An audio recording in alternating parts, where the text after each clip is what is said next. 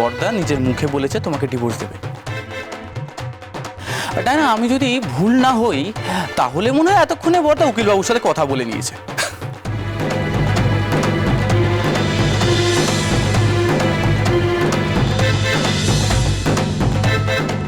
কে সব শুনলে তো? এবার কেটে পড়ো দেখি। আইপিএস উষসী ঘোষ।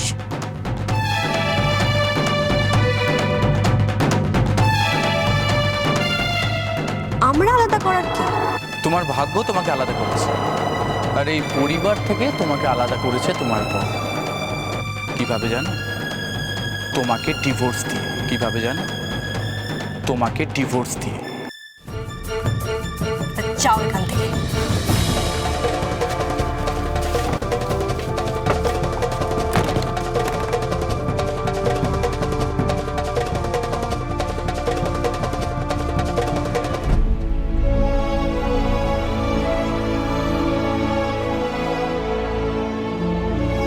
তোমার ভাগ্য তোমাকে আলাদা করেছে, আর এই পরিবার থেকে তোমাকে আলাদা করেছে তোমার বর।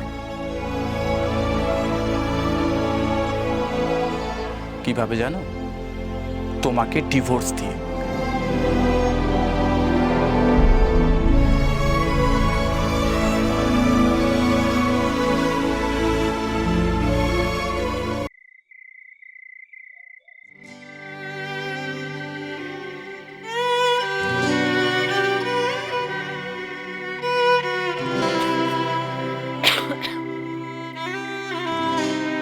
আমি তো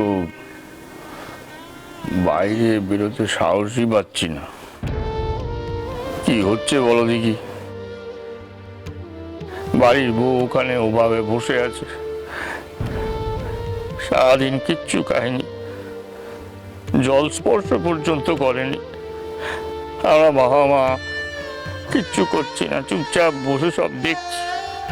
আমাদের কি কিচ্ছু করার নেই? হ্যাঁ,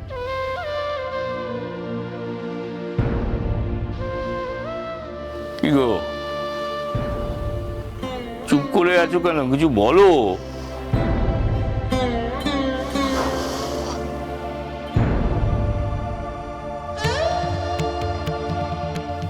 কি বলবো ঘোষমশাই, আমি যে সেটাই ঠিক বুঝে উঠতে পারছি না গো।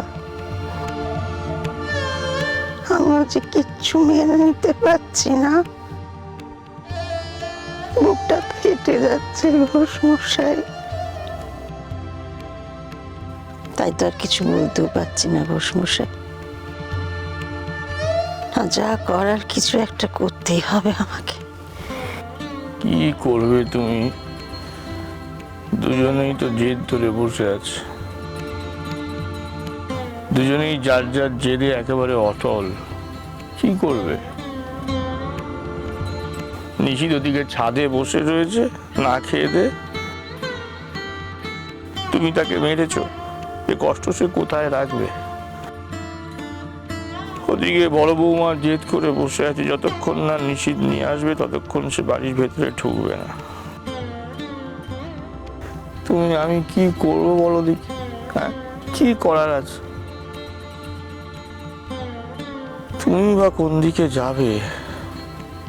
যেতে তো আমাকে হবে ঘোষমশাই, কোনো একদিকে তো আমাকে যেতেই হবে।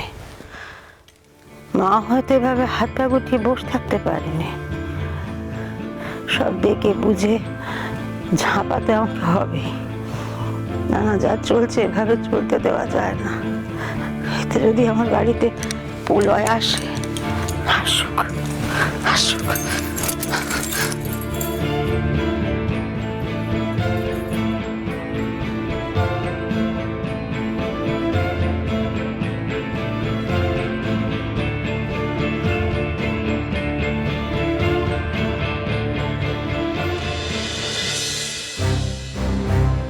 তাড়াতাড়ি এসো।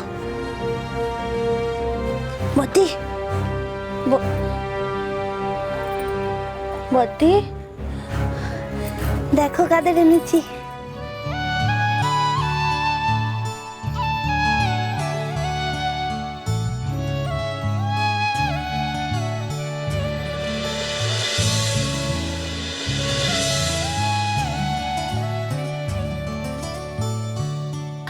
আমার সোনার আমার আমার সোনাদের খুব কষ্ট হচ্ছিল না আমাকে ছাড়া।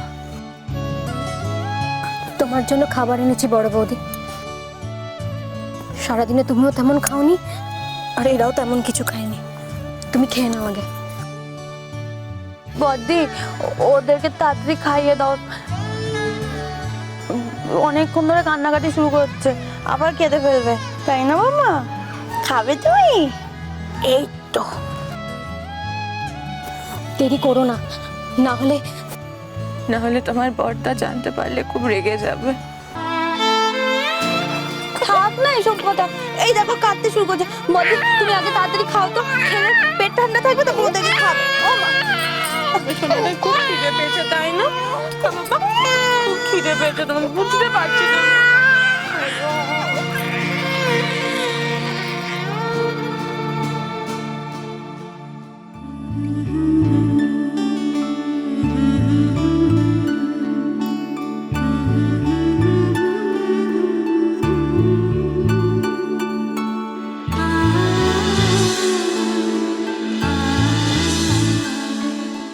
আমার না খুব খারাপ লাগছে জানো তো, কি অবস্থায় এসে দাঁড়িয়েছি আমরা।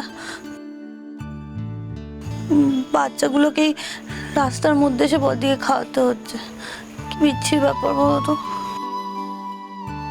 কিন্তু এভাবে কতদিন আর মেজে বৌদি? বর্তার এখন যা মেজাজ, জানতে পারলে কিন্তু অনর্থক হবে।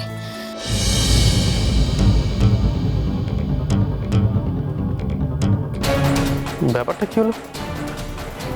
আমার ছেলেটা কোথায়? উপরে তো ঘরে ঘুমোচ্ছিল। মা কি নিয়ে গেল? না না, মা কি করে নিয়ে যাবে উপরে ঘর থেকে? তাহলে মনে হয় কাকুলি নিয়ে গেছে। কিন্তু গেল কোথায়? দেখি মার ঘরটা দেখে আসি।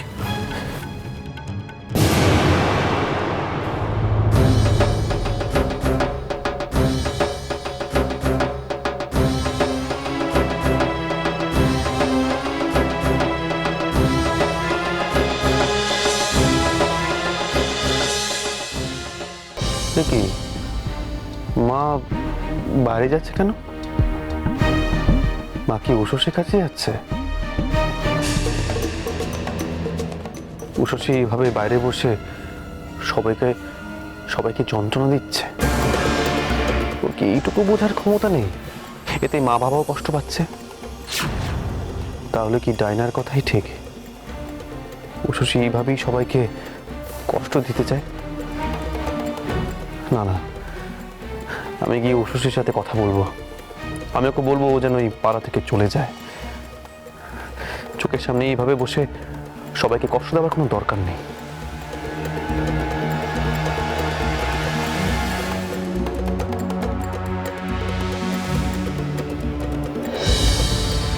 যাক বাবা, দাদু ভাইরা ওদের মাকে কাছে পেয়েছে, এলে না খেয়ে খেয়ে তো মরে যাওয়ার জোগাড় হচ্ছিল।